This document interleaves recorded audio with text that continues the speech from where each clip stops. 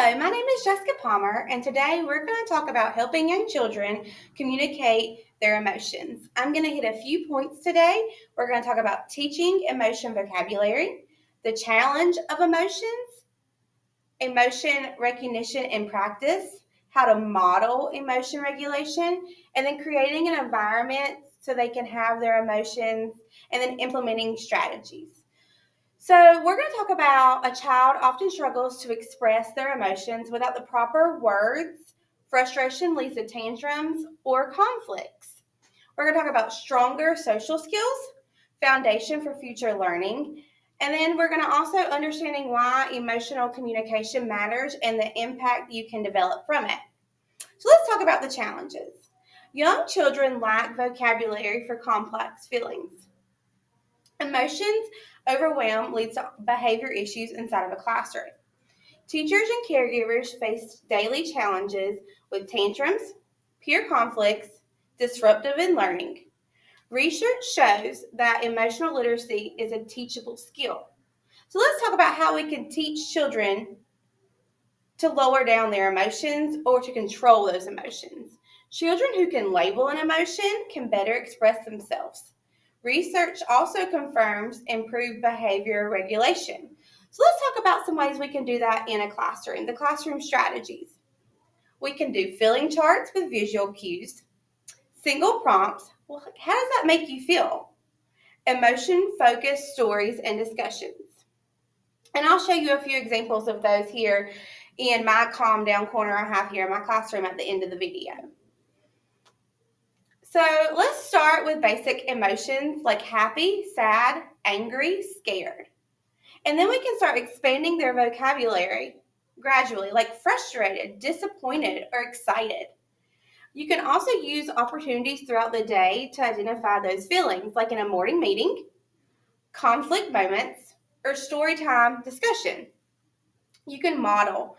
I feel proud when you shared that with me. So let's talk a little bit more about modeling. Modeling emotion regulation. Children need guidance to develop self-regulation. Effective techniques are like deep breathing exercises. A calm down corner with sensory blocks, and I'll show you mine here in a moment. Role-playing emotional scenarios. Examples, I see you're frustrated. Let's take a deep breath and try again.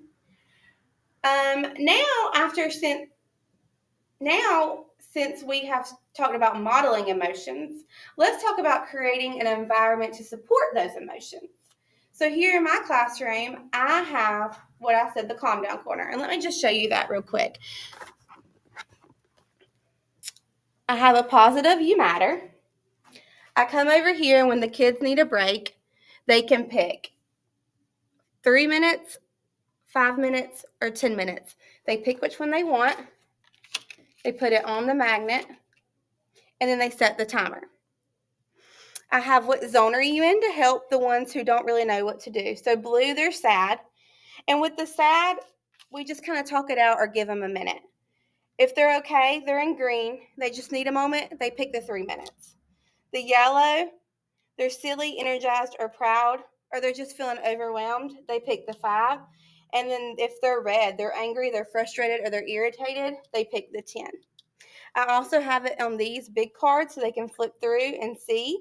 And it tells them, green zone, I'm calm, feeling okay, happy, ready to learn, focused. I can follow directions, listen, and work hard.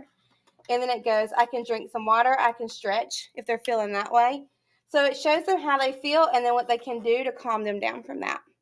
I also have sensory toys over here in my calm down area. I have these.